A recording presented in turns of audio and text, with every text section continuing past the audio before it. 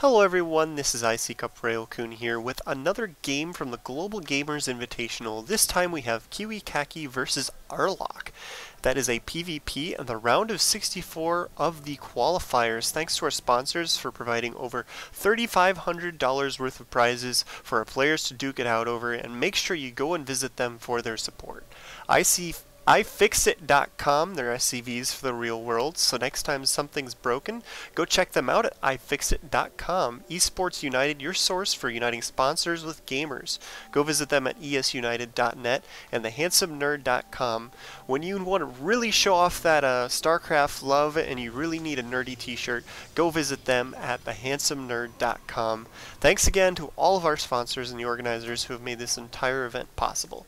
So we do see that we are on Kulas Ravine today for this PvP. This is game 1. The round of 64, of course, during the qualifiers, is the first round of best of 3 matchups. So we are going to have more than one game for you today with KiwiKaki versus Arlock. And as we look, it does seem as if KiwiKaki is going for a significantly earlier gateway than Arlock did. He put his down on 13 while Kiwi's was down at 11. So if you look at the units tab, normally that would mean he'd be behind in probes, but because of Chrono Boost, it's kind of hard to tell. He is down by 1 now, but he is saving up those chrono boosts. So it does look like he is going to be rather aggressive starting out here. Going to chrono boost out a couple of zealots just to make sure he's absolutely safe until he does get some good scouting information. He's going to get around into his opponent's base. He's going to see the rather late gateway timing and the gas, and he's going to feel pretty safe here. He might even just start chrono boosting his probes again. We will have to see what happens. He could, of course, save that all of those chrono boosts for the warp gate tech and just be super aggressive as well. Get that warp gate out really fast, and then add on 3 extra gateways and just go for aggressive warp-ins, possibly in his opponent's base, but most likely right into his natural. We will have to see what KiwiKaki's plan is, because he's a decent amount ahead on his cybernetic score here. There's the second gateway being placed by KiwiKaki. We're going to have to wait and see if he places any more after that. There's no sign of even a zealot coming from that gateway. There's a third gateway as he starts chrono boosting that warp gate tech as I expected. Arlock is still in his base and he sees the additional gateways being added on.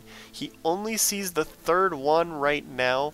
If KiwiKaki can chase out this probe, then he might be able to plant a 4th one without it being spotted. But if he does stay on these 3 gateways, that means he's most likely going to go into some sort of attack like Dark Templars, or maybe even just try and leverage this into a expansion off of 3 gateways.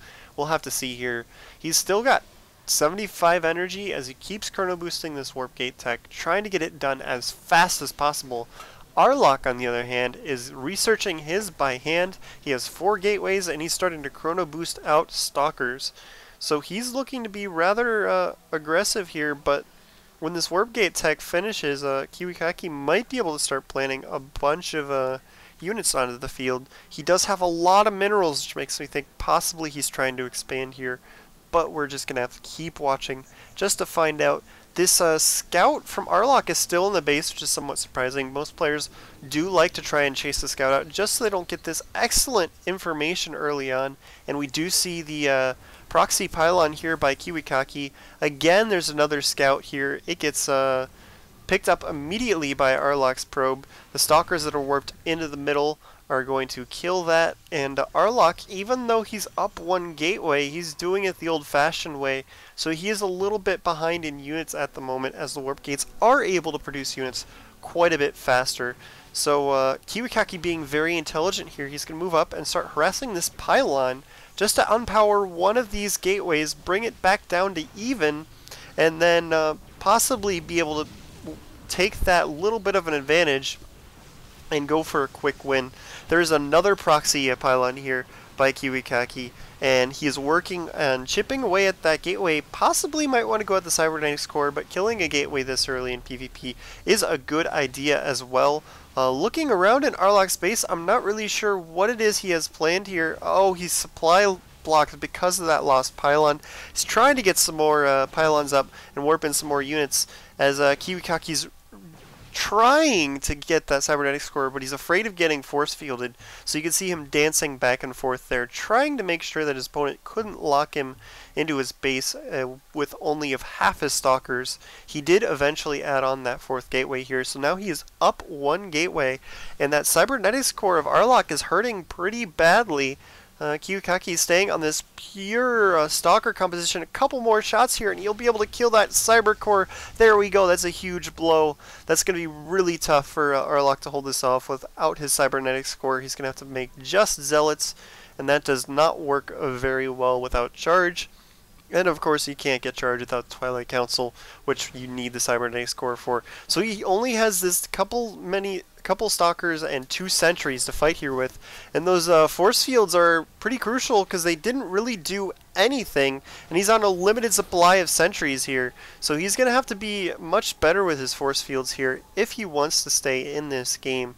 So KiwiKaki definitely taking a really early lead in this game with some great aggression early on. Arlock's really in a tough spot. It's going to be really hard for him to stay in this, as KiwiKaki could probably even start an expansion soon because he is very far ahead. His opponent has to rebuild his cybernetic score, and that can take quite a long time. But if KiwiKaki decided, he could probably even just go in and finish him as well, as that is a lot of units. If you look at the resources tab, KiwiKaki's up almost 20 supply over Arlock. It's a huge differential, and he's up 8 workers. He's way ahead in both army and resources. So this is really only going to get worse for Arlock as this game keeps going. And yeah, this is almost over already, but I'm going to take this moment to split the videos, and we will be right back for part 2 of this game.